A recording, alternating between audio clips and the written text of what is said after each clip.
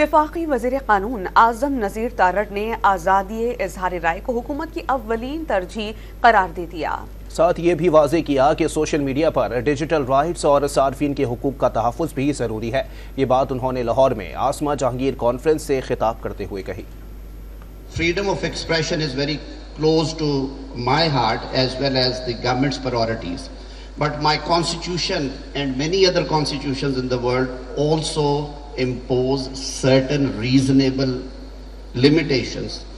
I would not say restrictions on the freedom of expression. The responsibilities of social media platforms, even the countries like Australia, United States, Canada, even the European countries, many of my excellencies and the ambassadors are here, they also formulated their regulations, how to protect the digital rights and how to protect the people, or how to actually restrict the misuse when it transgresses the limits.